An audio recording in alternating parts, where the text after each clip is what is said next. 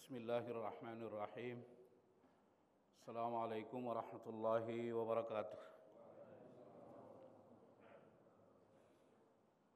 Innal hamdalillah nahmaduhu wa nasta'inuhu wa nastaghfiruh wa na'udzu billahi min shururi anfusina wa min sayyiati a'malina.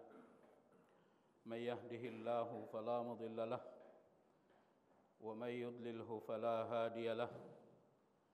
أشهد أن لا إله إلا الله وحده لا شريك له وأشهد أن محمدا عبده ورسوله لا نبي بعد اللهم صل على محمد وعلى آله وأصحابه أجمعين. Kita lanjutkan kembali kajian Tazkiyatun Nafs.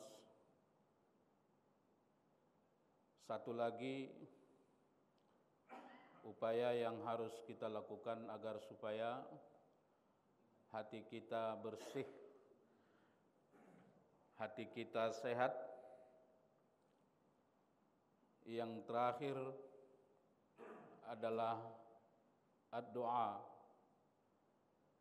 Banyak-banyaklah berdoa kepada Allah agar supaya Allah Subhanahu wa taala berikan kepada kita hati yang sehat, agar supaya Allah berikan kepada kita hati yang bersih, agar supaya Allah berikan kepada kita hati yang di dalamnya ada keimanan. Jemaah sekalian yang insyaallah dirahmati Allah,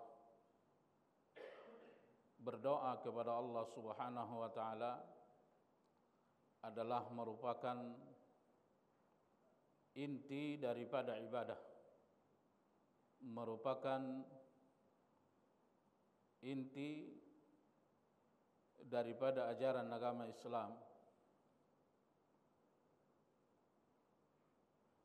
Allah Subhanahu wa taala memerintahkan kita berdoa kepada Allah, iyyaka na'budu wa iyyaka nasta'in. Iyyaka na'budu wa iyyaka nasta'in. Wahyu yang Allah turunkan dari langit, sebahagian pendapat mengatakan ada 140 wahyu. Walaupun pendapat yang paling selamat hanya Allah yang tahu berapa jumlahnya. Yang 140 wahyu, 140 kitab itu dihimpun dalam 4 kitab,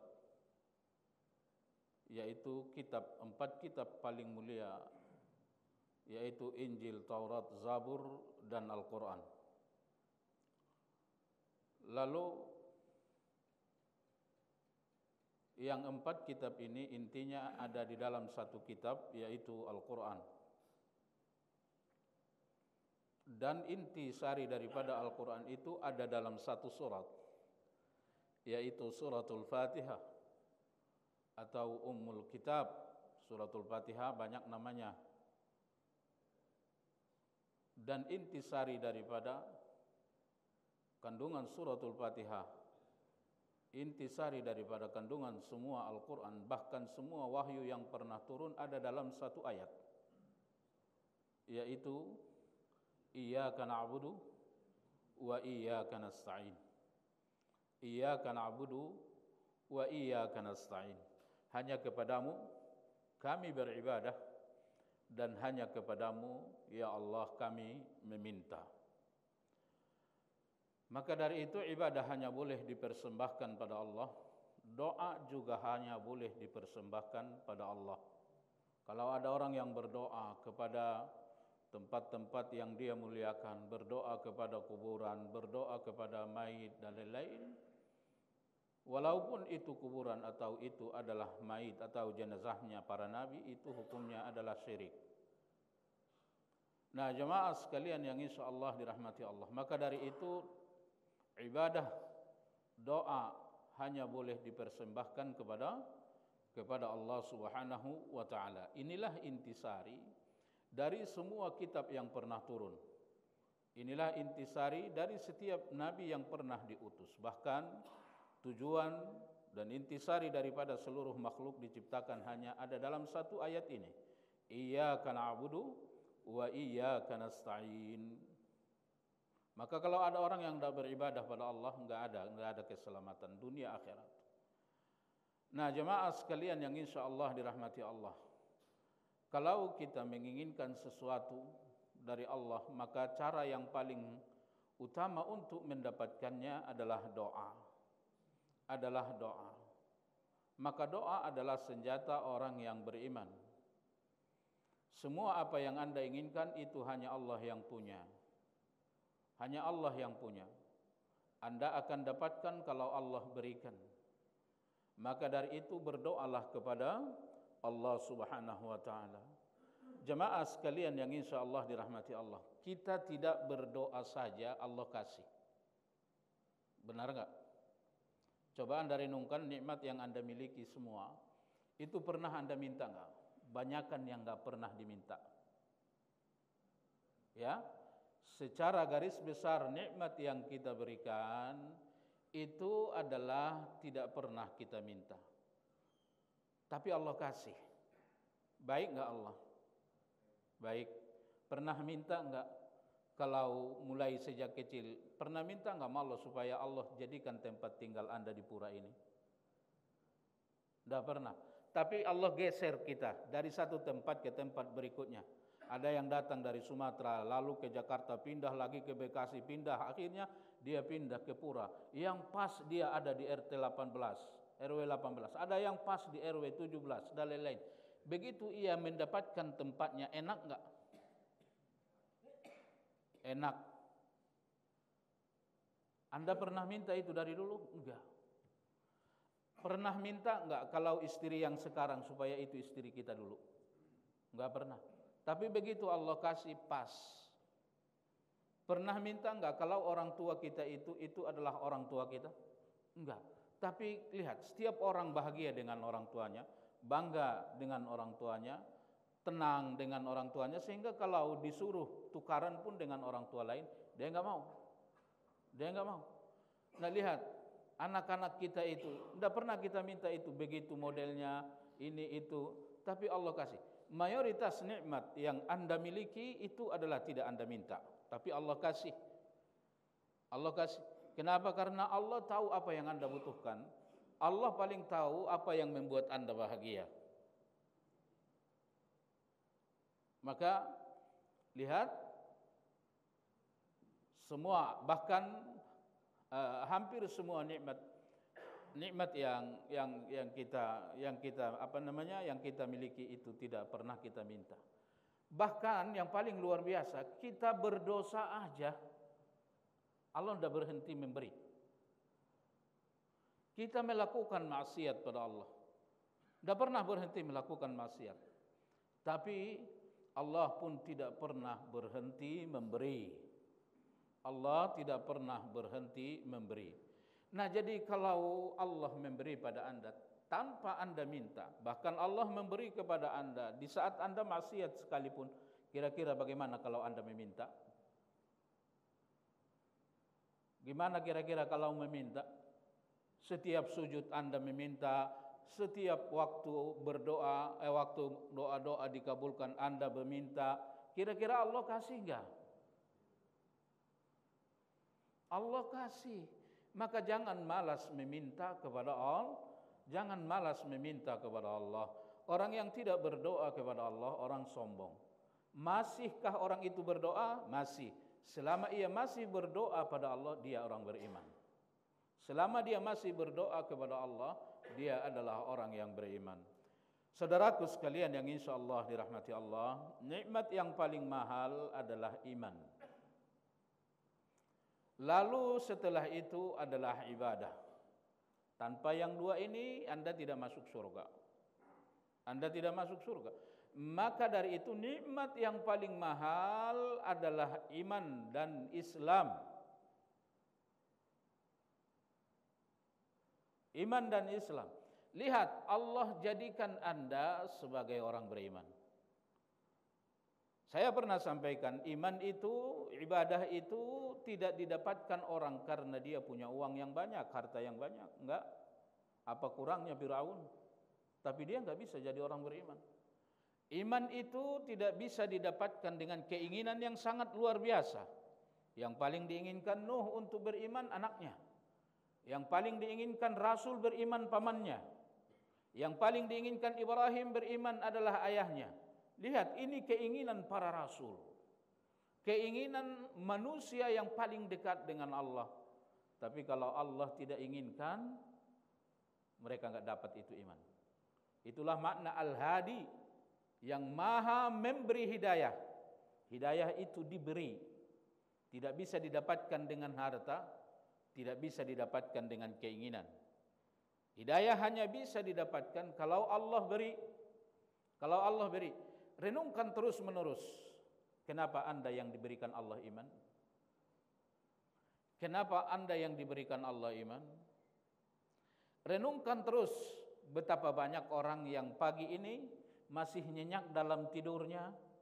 Dia tidak tertarik sama sekali dengan suara azan. Dia tidak tertarik dengan suara azan. Dia tidak tergugah dengan suara azan. Walaupun dia bangun, dia tidak datang ke masjid. Allah gerakkan Anda datang ke masjid. Lihat, siapa yang Allah pilih, dia saja yang bisa. Dia saja yang bisa. Bagaimana Allah Subhanahu wa taala pilih kita menjadi orang beriman? Allah Subhanahu wa taala pilih kita menjadi orang yang bertakwa kepada Allah Subhanahu wa taala. Itu adalah nikmat yang sangat luar biasa. Bisa Anda bayangkan kalau Anda dilahirkan dari orang tua yang kafir? Kullu mauludin yuladu 'alal fitrah fa abawahu ayyuhawidanihi aw yumajjisanihi wa yunassiranihi. Setiap bayi lahir dalam keadaan fitrah. Maka kedua orang tuanya yang jadikan dia agama Yahudi, Majusi dan Nasrani. Maka mayoritas, kita tidak katakan pasti, tapi mayoritas orang yang terlahir dari orang tua yang kafir, dia kafir. Alhamdulillah kita dilahirkan Allah dari orang tua yang beriman. Bisa Anda bayangkan kalau Anda lahir di Amerika, yang mereka tidak kenal dengan Islam. Jemaah sekalian yang insya Allah dirahmati Allah, lihat kita dipilih Allah jadi orang beriman. Allah jadikan kita bisa beribadah. Allah jadikan kita lahir dari orang tua yang beriman. Kita lahir di sebuah negara yang di sini bisa dilakukan ibadah. Di sebuah negara yang di sini bisa dilakukan ibadah. Kalau waktu sholat tiba, kita dengarin azan di mana-mana. Kalau kita lewat di masjid, kita lihat majelis taklim di mana-mana. Tapi lihat banyak negara, kalau Anda pergi ke situ, coba pergi ke Amerika, pernah dengar azan enggak di sana? Bisa melakukan sholat Jumat enggak di sana? Kecuali pada tempat-tempat tertentu. Jemaah sekalian yang insya Allah dirahmati Allah, maka dari itu tidak ada doa terbaik, tidak ada doa terpenting, tidak ada doa termahal selain daripada meminta hidayah. Tidak ada. Maka dari itu doa termahal, doa terbaik, doa yang wajib dipanjatkan setiap mukmin minimal 17 kali sehari semalam adalah doa meminta hidayah. Apa doanya? Ihdinas siratal mustaqim. Kenapa dalam sebuah hadis kudusi Allah Subhanahu wa taala berfirman, ya ibadi kullukum dhallun illa man hadaituhu fastahduni ahdikum. Wahai hambaku, kalian semua adalah sesat kecuali aku beri hidayah, maka mintalah hidayah itu kepadaku, aku akan berikan. Aku akan berikan, kata Allah. Inilah permintaan yang paling mahal. Minta hidayah. Doa yang paling mahal yang naik ke langit adalah ihdinas siratal mustaqim. Banyak-banyak memanjatkan doa ini. Ya ibadi kullukum dhallun illa man hadaituhu fastahduni ahdikum. Wahai hambaku, kalian semua sesat kecuali aku beri hidayah, maka mintalah hidayah itu padaku, aku akan kasih kalian. aku akan kasih kalian. Maka doa meminta hidayah banyak diajarkan Nabi. Ihdinas siratal mustaqim. Rabbighfirli warhamni wahdini. Antara lain adalah doa meminta hidayah, Allahumma a'inni ala dzikrika wa syukrika wa husni ibadatik. Antara lain doa meminta hidayah adalah umpamanya Allahumma ya muqallibal qulub sampai akhir. Banyak-banyak meminta kepada Allah supaya Allah berikan hidayah. Ya ibadi, kullukum ja'iun illa man at'amtuhu fastat'imuni at'imukum. Wahai hambaku, kalian semua lapar. Kalian semua lapar kecuali aku kasih makan. Maka mintalah makanan itu kepadaku, aku akan kasih. Mintalah makanan itu kepadaku, aku akan kasih. Ya ibadi, kullukum 'arin illa man kasautuhu fastaqsuni aksukum. Wahai hambaku, kalian semua adalah telanjang kecuali aku kasih pakaian.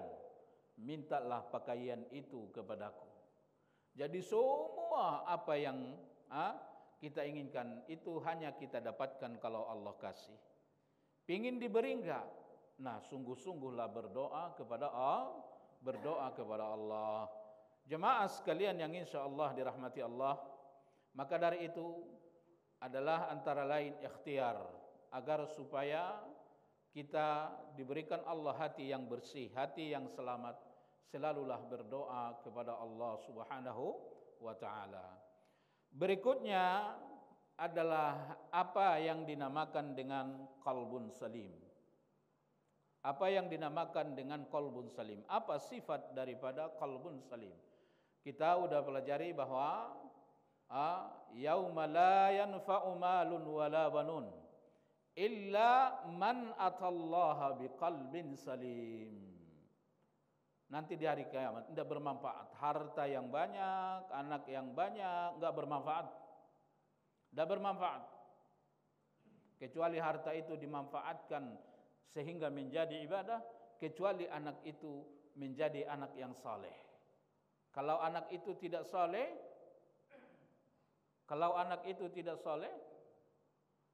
itu tidak ada gunanya. Saya kemarin ada telepon dari jamaah saya. Ada tetangganya anaknya durhaka. Dia ingin bunuh ayah dan ibunya. Dia sedang nunggu ayahnya dan ibunya, mana kesempatan yang tepat untuk dibunuh. Nah, udah beberapa kali percobaan itu dia lakukan. Puncaknya kemarin ibunya lagi mandi, dia tungguin di luar mau menusuk ibunya. Ini masih ada pisaunya di sini. Ada foto anaknya, ada pisaunya. Dia tidak ada keinginan lain kecuali membunuh orang tuanya. Kalau begitu perlu anak enggak? Perlu anak enggak kalau begitu? Enggak perlu anak.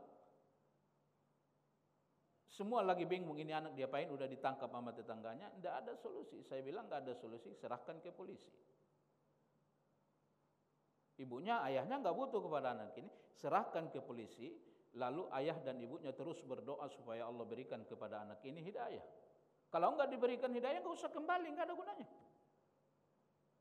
Enggak ada gunanya, biarpun dia membusuk di penjara itu. Nah, jadi yang dibutuhkan itu hanya harta yang menjadi ibadah dan anak yang saleh. Anak yang saleh.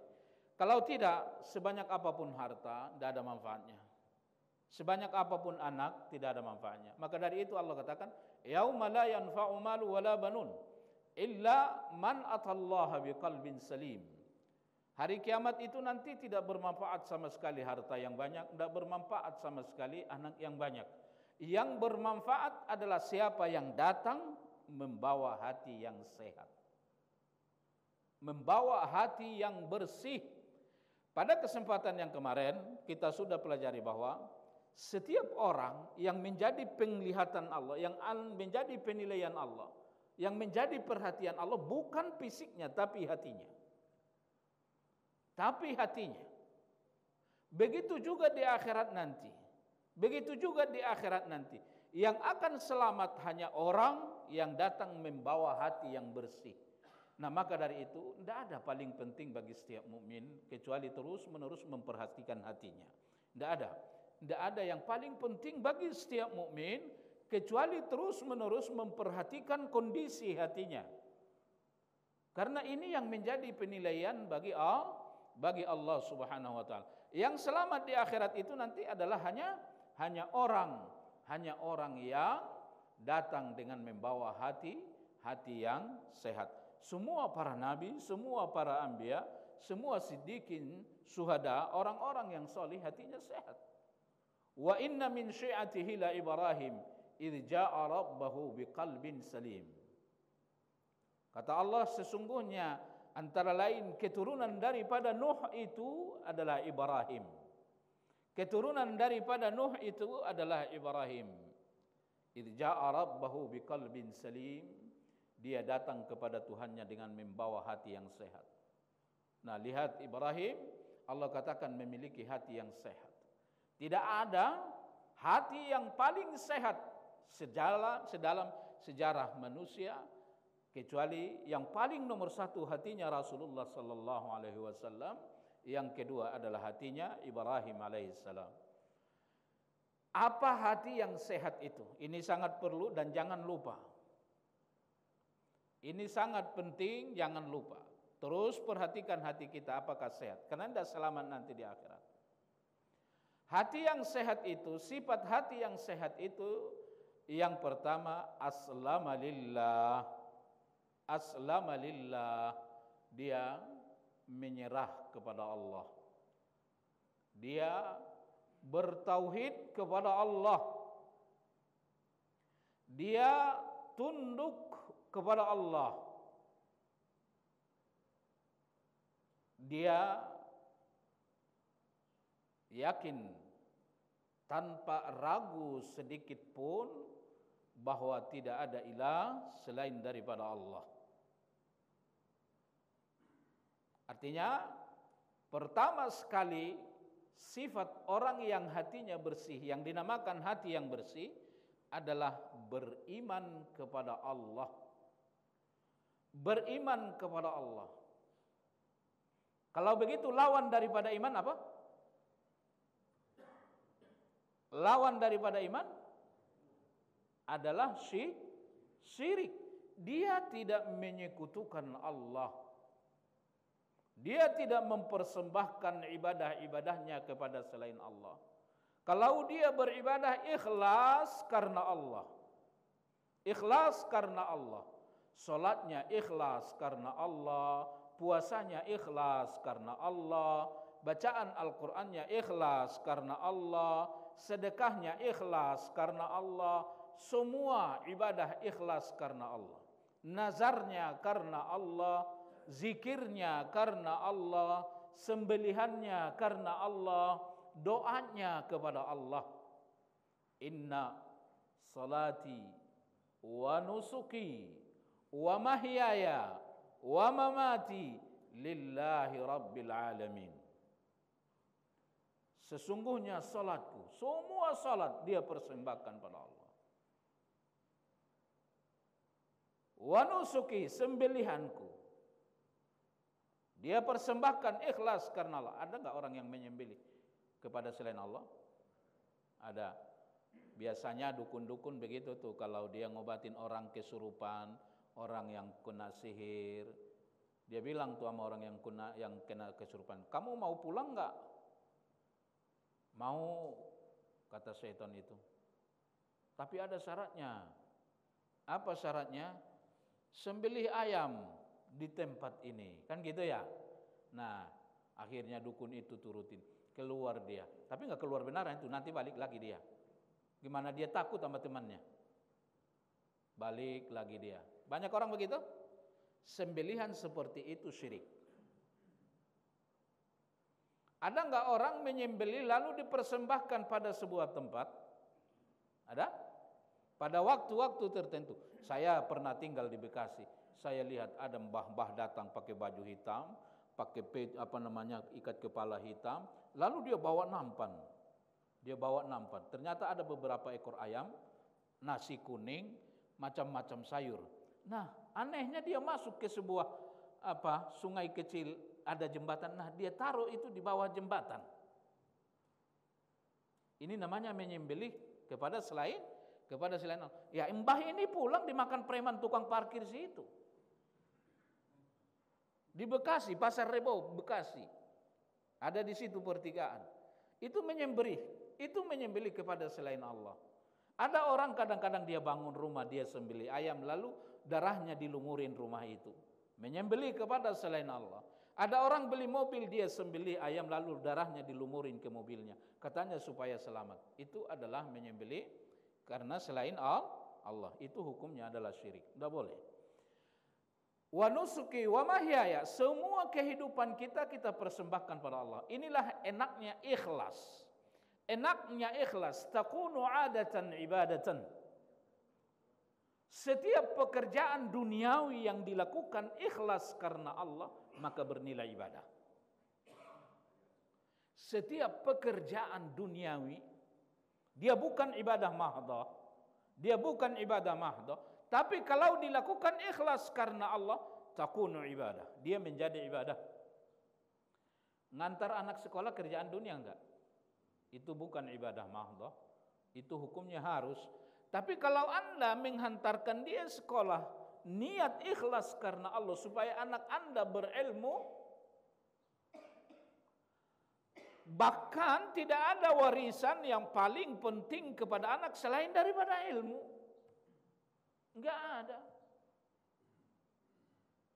Enggak ada.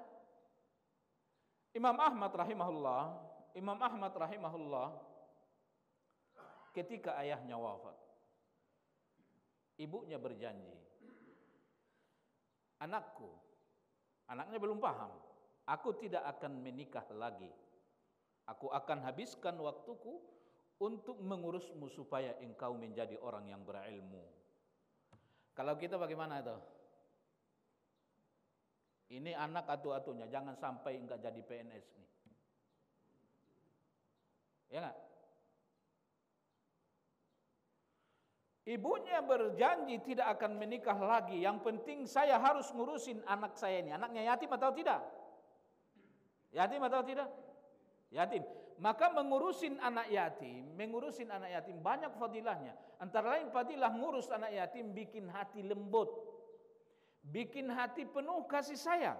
Ada seseorang bertanya kepada Rasul, "Ya Rasulullah, hatiku sangat keras. Air mata mahal." Kalau hati keras, air mata mahal. Benar enggak? Kalau hati keras, air mata mahal. Itu sebuah kekurangan. Itu bukti kekurangan kasih sayang. Maka sahabat ini bertanya kepada Rasul, "Ya Rasulullah, hatiku sangat keras. Dan air mata jadi mahal. Susah nangis ketika berzikir. Tidak pernah nangis ketika salat malam. Enggak pernah nangis ketika melakukan salat. Tidak pernah nangis ketika baca Al-Quran. Bukankah orang yang tidak disulitkan ketika masyar terjadi adalah rajulun dzakarallaha khalian fafadat ainahu. Seseorang yang berzikir dalam kesendirian lalu dia meneteskan air mata. Tapi ini sulit ya Rasulullah. Kata Rasul, engkau usap kepala anak yatim. Maksudnya kau sayangi anak yatim. Bukan berarti diusap aja itu. Disayangi, muliakan anak yatim. Maka dari itu, Imam Ahmad begitu ayahnya meninggal dunia, ibunya berkata, "Wahai anakku, aku akan tidak menikah lagi. Aku habiskan waktuku untuk mengurusmu supaya kau jadi orang yang berilmu." Jadi alim enggak Imam Ahmad? Jadi alim. Lalu begitu dia jadi ulama. Luar biasa. Imam Ahmad mengatakan, "Ibuku, aku tidak akan menikah selama engkau masih hidup."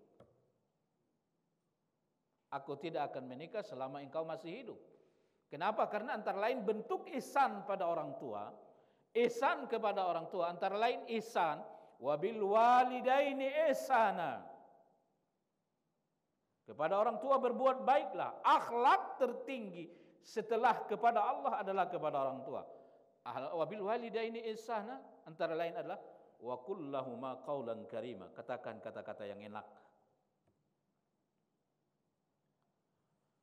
Wala taqul lahuma uffin, jangan kau katakan kata-kata yang enggak enak.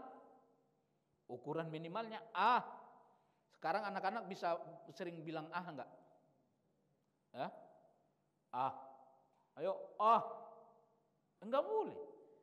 Katakan kata-kata yang enak.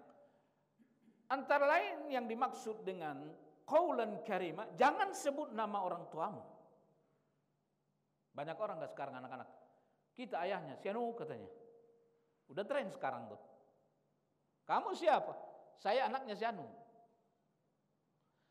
Ibrahim alaihissalam ayahnya kafir, pernah enggak dia ngomong namanya? Enggak pernah. Dia katakan ya abati, ya abati. Dia tidak katakan abi sekalipun, tidak. Karena abati lebih lembut daripada abi. Ya abati la ta'budis syaitan innahu lakum aduwwum mubin. Lihat, setiap kalimat yang digunakan Ibrahim memanggil ayahnya itu selalu abati. Itu selalu abati. Lihat, Nabi Isa tidak pernah memanggil nama ibunya. Dia enggak katakan wa barram bi Maryam, tapi dia mengatakan wa barram bi walidati wa lam akun jabbaran syaqiyya. Aku akan terus berbakti sama ibuku. Jadi kalau anak kita dengar dia ngomong nama kita, itu dinasihati. Itu bukan akhlak yang baik. Itu bukan akhlak yang baik. Sekarang kalau kita ini tidak berani ngomong nama orang tua. Tapi sekarang udah berubah itu. Udah berubah itu. Nah, antara lain ihsan kepada orang tua, ihsan terhadap orang tua. Jangan kau katakan kata-kata yang membuat dia jadi sedih, tapi katakan kata-kata yang membuat dia senang. Kita kalau sakit pertama sekali dikabarin siapa?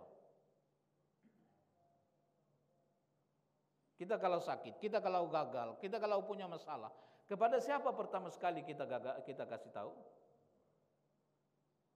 Kepada orang tua. Sehingga lihat banyak sekali orang tua, apalagi yang udah tua usianya, ketika dia tahu kesulitan anaknya, dia sakit. Apakah itu birrul walidain?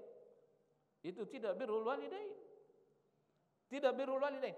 Apalagi yang dimaksud dengan birrul walidain, itsarul walidain, mengutamakan kedua orang tua. Mengutamakan kedua orang tua dari siapa?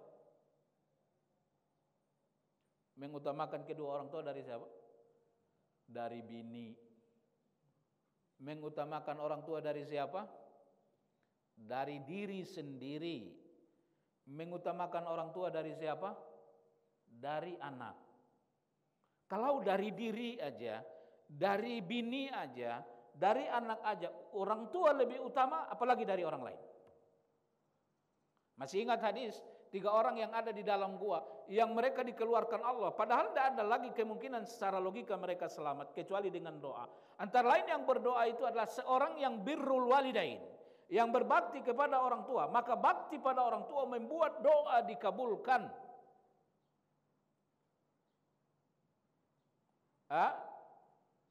Membuat doa dikabulkan. Kalau ingin doamu dikabulkan, berbaktilah pada orang tua.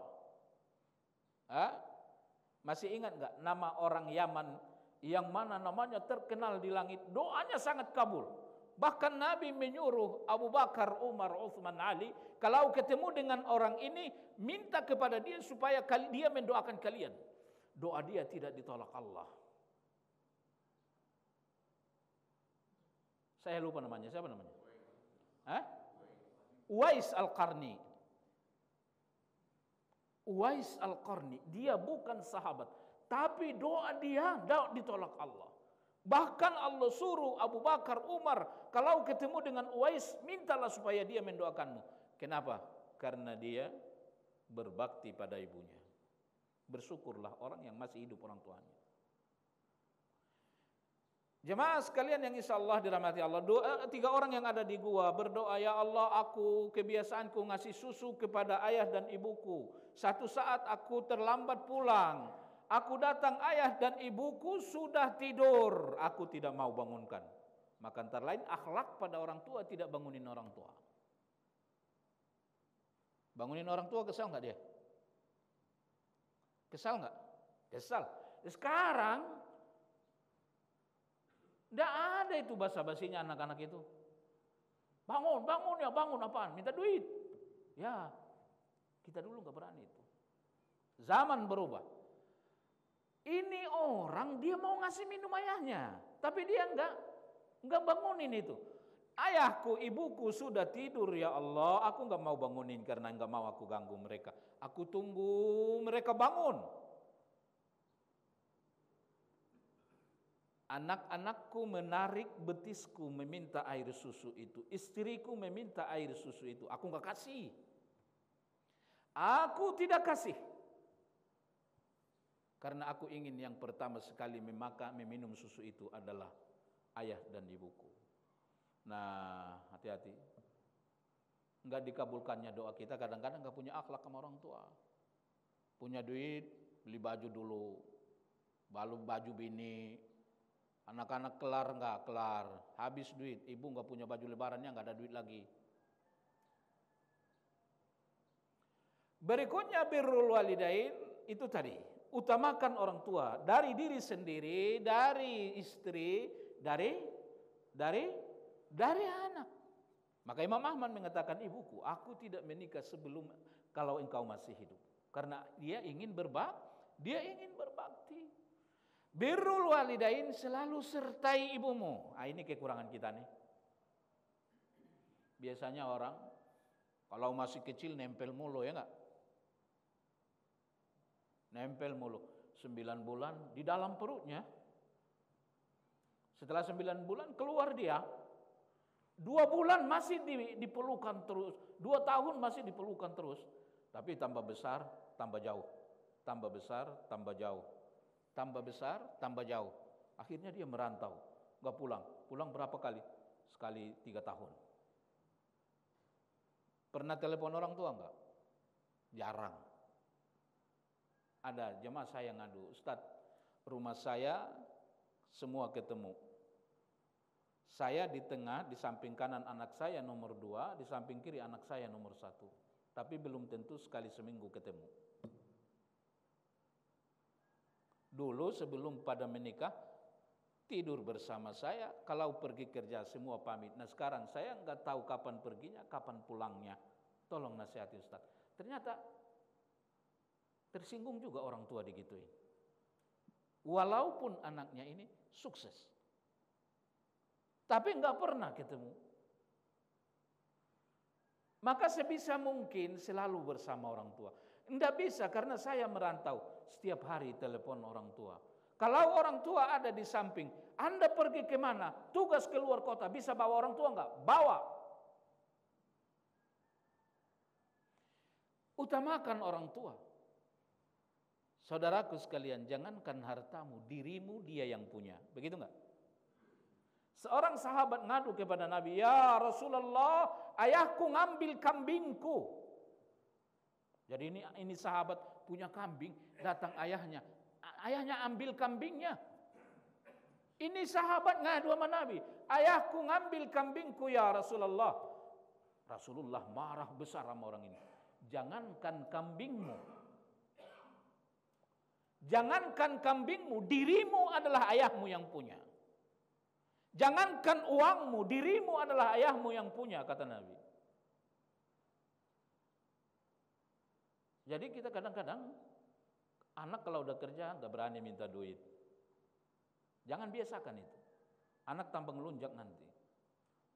Jangankan hartanya dia pun Anda yang punya. Sebagai pendidikan pada orang tua, jangan nilap duit melulu juga dengan alasan Anda harus berbakti pada orang tua, enggak. Jemaah sekalian yang insya Allah dirahmati Allah Subhanahu wa taala. Kita kembali pada kajian kita tadi. Nah, Imam Ahmad mengatakan seperti itu. Ibuku, aku tidak menikah semasa engkau masih hidup. Aku ingin berbakti padamu. Nah, ini kalau sudah menjadi orang berilmu. Bermanfaat enggak kalau begitu? Imam Syafi'i rahimahullah, ulama besar, yatim enggak dia? Yatim. Jadi enggak usah kecil hati kalau yatim. Kita semua sih udah yatim nih ya. Enggak usah kecil hati kalau yatim. Imam Syafi'i yatim. Begitu ayahnya meninggal, ibunya mengatakan, anakku, aku akan berbakti kepadamu, aku akan habiskan waktuku supaya engkau menjadi orang berilmu. Nah begitu ibunya bilang begitu, anaknya mulai besar, dia bawalah anaknya dari Irak dia bawa ke Madinah. Lalu sesampainya di Madinah, dia mengatakan, di mana orang yang paling berilmu di sini? Semua orang mengatakan ada di masjid. Namanya adalah Malik. Imam Malik. Mulailah belajar. Ini ibunya Imam Syafi'i mengatakan, wahai Imam, ini anakku yatim. Aku minta tolong kepadamu, aku serahkan kepadamu, ajarin dia sehingga dia menjadi orang yang berilmu. Imam Malik mengajari Imam Syafi'i mulai setelah selesai waktu asar. Pak, sehari semalam apa waktu yang paling mulia? Waktu yang paling mulia adalah waktu 5 waktu sholat. Maka jangan main-main dengan sholat. Kalau udah waktunya masuk sholat, nah itu udahlah waktu yang sangat mulia karena masuknya waktu sholat. Imam Malik mulai mengajari Imam Syafi'i setelah selesai sholat asar. Nah itu kebiasaan ulama-ulama kita. Ulama-ulama kita dulu belajar enggak ngejar ijazah. Ngajar enggak di bangku sekolah, belajar di masjid. Itu adalah dasar tempat menuntut ilmu. Maka kalau ada masjid dibangun, di masjid itu tidak dilakukan sholat berjamaah, di masjid itu tidak ada taklim, tidak ada pahalanya bangun masjid. Tidak ada. Waduh, sholat di rumah aja lah, di rumah. Jelas itu.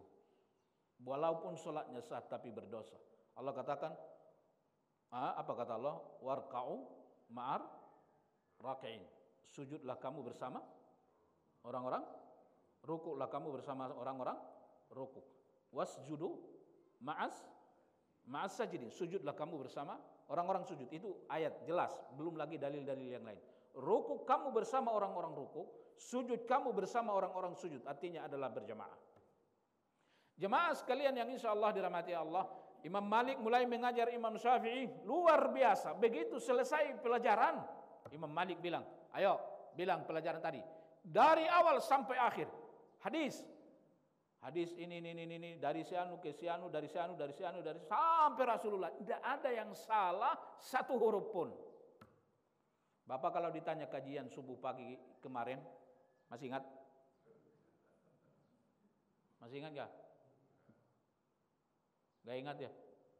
Imam Syafi'i begitu dia selesai belajar, Imam Malik bertanya, dari awal satu huruf pun tidak ada yang salah. Kata Imam Malik, anakku, aku melihat Allah menaruh hidayah di dalam hatimu. Jangan sampai kau kotorin itu dengan maksiat kepada Allah. Al-ilmu nurun wa nurullahi la yuhda lil 'as. Ilmu itu anakku adalah cahaya. Ilmu itu adalah cahaya dan cahaya tidak diberikan pada orang yang maksiat. Jangan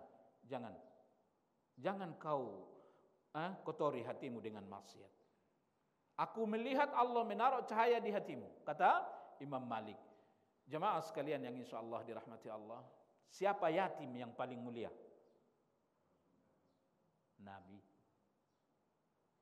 Nabi adalah yatim yang paling mulia. Maka siapa yang memelihara Nabi? Pertama sekali siapa yang memelihara Nabi? Yang menyusukan Nabi. Ibunya enggak ada. 4 bulan dia di rahim ibunya, dia udah ayahnya udah meninggal. Nah, siapa yang menyusukan dia? Halimatus Sa'diyah pertama sekali. Semua keadaan Halimatus Sa'diyah berubah. Kambing yang tadinya kurus jadi gemuk, susunya cukup satu keluarga. Terbuka rizki. Maka dari itu, walaupun hanya sebentar saja yatim ada di rumahmu, engkau akan mendapatkan keberkahan. Semua keadaan Halimatus Sa'diyah itu semua berubah menjadi sangat berkah. Kenapa? Karena dia mengurus anak yatim. Dia mengurus anak yatim. Jemaah sekalian yang insya Allah dirahmati Allah Subhanahu wa taala. Maka dari itu Allah Subhanahu wa taala katakan innama nut'imukum. Allah Subhanahu wa taala katakan bahwa orang-orang yang menjadi penduduk surga itu mereka memberi makan anak yatim, mereka memberi makan orang miskin, mereka memberi makan orang yang jadi tawanan perang. Mereka memberikan makan orang yang yang memberikan makan kepada 3 macam, yatim, miskin, tawanan perang. Ini pahalanya sangat luar biasa. Jemaah sekalian yang insya Allah dirahmati Allah Subhanahu wa taala. Kita kembali kepada kajian kita tadi bahwa qalbun salim adalah hati yang bertauhid kepada Allah. Dia benar-benar yakin seyakin-yakinnya tidak ada Tuhan selain Allah. Lalu dia beribadah kepada Allah. Semua bentuk ibadah hanya dia persembahkan kepada Allah. Dia berdoa hanya kepada Allah. Lalu lawannya apa? Adalah syirik. Dia tidak menyekutukan Allah. Kalau menyekutukan Allah bagaimana? Allah ampuni enggak dosanya? Tidak. Innallaha la yaghfiru an yushraka bih wa yaghfiru ma duna dzalik. Semua dosa Allah akan ampuni kalau Allah kehendaki. Kalau bertaubat Allah ampuni, enggak bertaubat pun kalau Allah kehendaki Allah ampuni. Kalau ada orang mati, dia tidak bertaubat, tapi dia tidak melakukan dosa syirik, dia penzina, dia pembunuh dan lain-lain, apakah boleh Anda katakan ini orang mati dalam keadaan melakukan dosa besar? Dia pasti masuk neraka. Boleh dikatakan begitu? Enggak boleh. Lalu bagaimana? Kok Anda katakan dia masuk neraka? Dia tidak bertaubat, Ustaz. Iya, walaupun dia tidak bertaubat, ala masyiatillah, itu atas kehendak Allah. Kalau Allah kehendaki bisa saja Allah maafkan dia. Tapi kalau Allah tidak kehendaki, Allah hukum dia. Selama dia mati dalam keadaan beriman, dia akan masuk ke dalam surga. Innallaha la yaghfiru an yushraka bih. Allah sama sekali tidak akan mengampuni dosa orang yang menyekutukan Allah.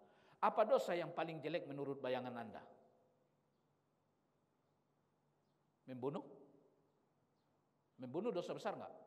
Oh iya, apalagi itu orang beriman. Menumpahkan darah orang beriman itu permasalahannya dalam pandangan Allah jauh lebih besar dari Anda robohkan itu Ka'bah. Anda robohkan itu Ka'bah, itu permasalahan besar enggak di hadapan Allah? Permasalahan besar. Lalu Anda tumpahkan darah orang yang beriman, ini permasalahannya lebih besar mana? Merobohkan Ka'bah dari membunuh seorang yang mukmin, mana lebih besar permasalahannya dalam pandangan Allah? Dosanya mana? Membunuh orang yang beriman. Jadi coba renungkan apa menurut Anda dosa yang paling dahsyat? Membunuhkah, berzinakah, makan ribakah, inikah, itukah? Itu semua tidak akan sampai, tidak bisa. Itu semua masih kalah dosanya dengan menyekutukan Allah. Maka ketika Rasulullah sallallahu alaihi wasallam ditanya, "Ya Rasulullah, apa dosa paling besar?" Kata Nabi, "Anta ja'ala lillahi niddan." Engkau jadikan sekutu bagi Allah sementara Allah yang menciptakan. Allah ciptakan engkau, Allah kasih kau rizki, Allah kasih kau anak, Allah kasih kau bini, Allah kasih kau orang tua, tapi engkau katakan Allah bukan Tuhan. Tapi engkau meminta kepada selain Allah. Itulah dosa paling besar. Inna syirka la zulmun azim. Syirik adalah dosa paling besar. Kalau begitu apa bahaya syirik? Mengeluarkan pelakunya dari Islam, satu. Yang kedua, membatalkan semua ibadah yang pernah ia lakukan. Dia beribadah 70 tahun lalu dia melakukan kesyirikan satu kali dalam keadaan dia sadar dan dia tahu ini syirik, maka ini menghapuskan semua amal yang 70 tahun itu. Menjadi sifir, nol. Apa bahaya syirik berikutnya? Kekal di neraka. Kekal di neraka. Ada orang mati dalam keadaan beriman, tapi dia pembunuh. Apakah dia kekal di neraka? Tidak. Perhatikan ini baik-baik. Jangan pernah lupa sampai mati bahwa qalbun salim, hati yang sehat itu adalah hati yang datang kepada Allah dengan tidak membawa dosa syirik. Dengan tidak membawa dosa syirik. Jemaah sekalian yang insyaallah dirahmati Allah, qalbun salim itu ada 5. Kita lanjutkan pada kesempatan yang akan datang. Ada pertanyaan?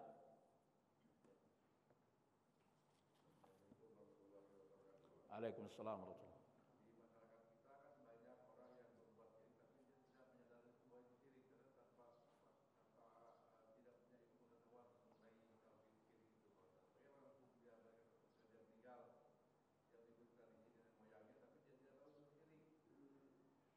Ya,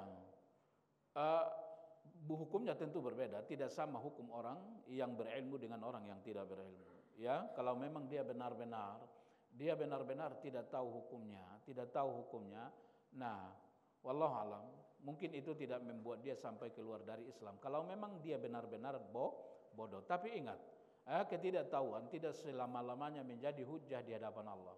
Ya, nah, Pak Asep nih bukan tidak belajar enggak? Belajar. Tapi kajian belum sampai ke situ. Saya enggak tahu. Bukan karena tidak belajar. Saya belajar, saya menuntut ilmu. Cuman pelajaran belum nyampe ke situ sehingga saya tidak tahu. Maka kebodohan, ketidaktahuan menjadi hujah di hadapan Allah. Tapi kalau memang tidak pernah belajar, ya lah bagaimana dia mau tahu? Maka kebodohan tidak menjadi hujah, ya. Nah, sering seperti itu. Banyak di daerah-daerah begitu. Bukan tidak ada ustadznya sendiri enggak tahu kadang-kadang, bukan tidak ada pengajian enggak tahu kadang-kadang. Dia kajian enggak sampai di situ, ilmu tidak sampai di situ, sehingga dia benar-benar itu tidak tahu hukumnya bagaimana, maka itu tidak sama hukumnya dengan orang yang tak tahu. Allah Subhanahu wa taala menghukum seseorang sesuai kadar akalnya. Allah Subhanahu wa taala menghukum seseorang sesuai dengan kadar akalnya. Maka dari itu menuntut ilmulah, belajarlah. Hal yastawil ladzina ya'lamuna wal ladzina la ya'lamun? Apakah sama orang yang tahu dengan orang yang tidak tahu? Tidak sama. Semakin Anda belajar, semakin Anda mulia di sisi Allah Subhanahu wa taala. Semakin rajin belajar, semakin mulia di sisi Allah Subhanahu wa taala, ya. Tidak sama orang yang berilmu dengan orang yang tidak berilmu, ya. Tidak sama. Maka belajar terus. Allah alam. Ada lagi? Udah?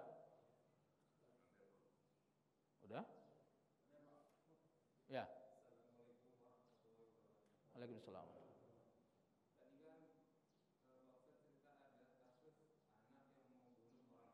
Ya.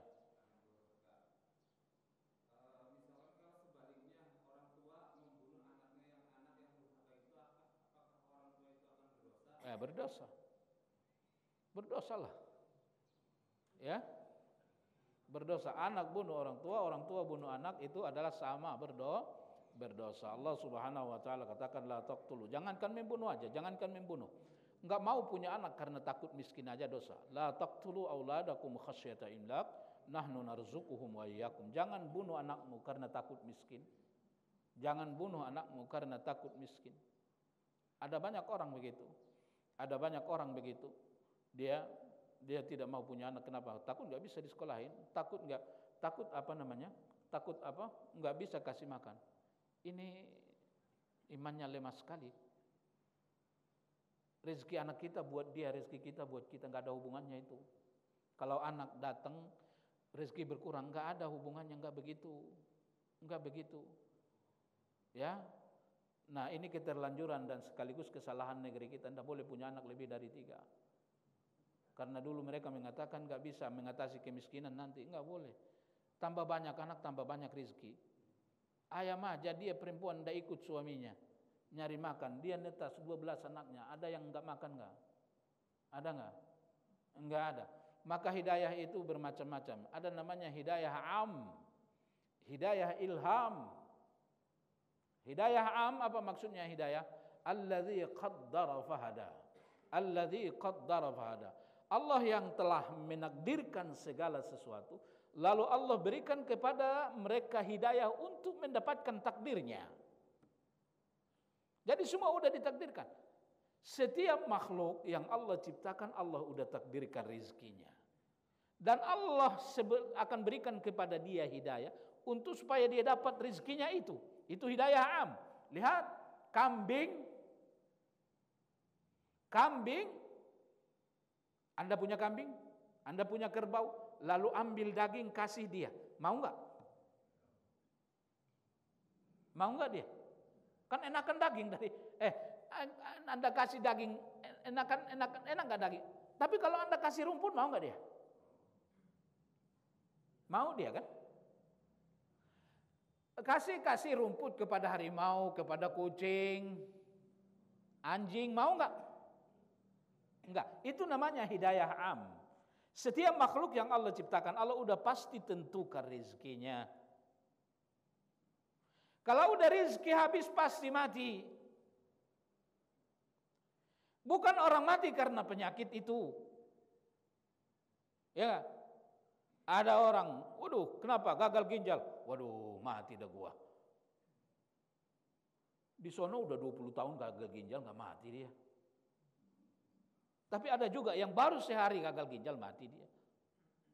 Bukan penyakit itu yang bikin mati. Kalau orang udah mati berarti rezeki yang sudah ditentukan habis, selesai. Kalau masih ada 100 perak lagi rezeki yang tersisa, Anda baring aja di rel kereta api, dilindas kereta api, tidak mati itu. Nah ini nanti termasuk qalbun salim, iman kepada takdir. Ya, nah jadi jangan sedikit pun terganggu pikiran, kalau ada anak saya susah, ini anak banyak susah. Enggak, mereka punya takdir. Nah maka dari itu lihat, kita semua ini ditakdirkan Allah rezekinya enggak? Udah ditakdirkan rezekinya? Lihat, Allah berikan kepada kita masing-masing hidayah bagaimana cara mendapatkan rezekinya. Pagi tiba semua bangun, semua keluar, tapi menuju tempat yang berbeda-beda. Ya enggak? Nanti pulang sama-sama makan. Benar enggak? Hah? Kalau saya disuruh kayak Pak Pinal, saya nggak bisa.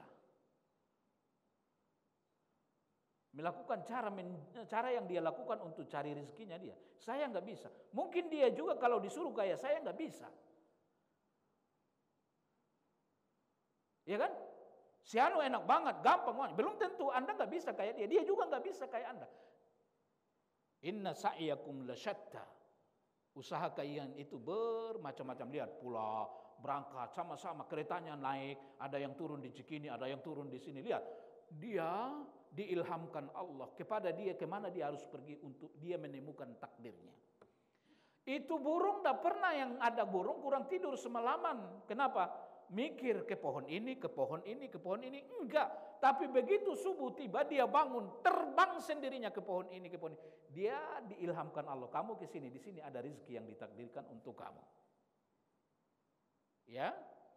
Nah, jadi membunuh anak karena takut miskin aja itu Allah karang. La taqtulu auladakum khasyata imlak. Jangan bunuh anakmu karena takut miskin. Aku yang kasih rizki dia, kamu juga aku kasih rizki, kata Allah. Wa'mur ahlaka bis-shalah. Yang penting suruh keluargamu sholat. Sebab rizki itu yang paling besar adalah sholat. Sholat bukan ikhtiar Anda. Tidak ada hubungannya ikhtiar Anda dengan rizki. Tidak ada. Rizki ikhtiar.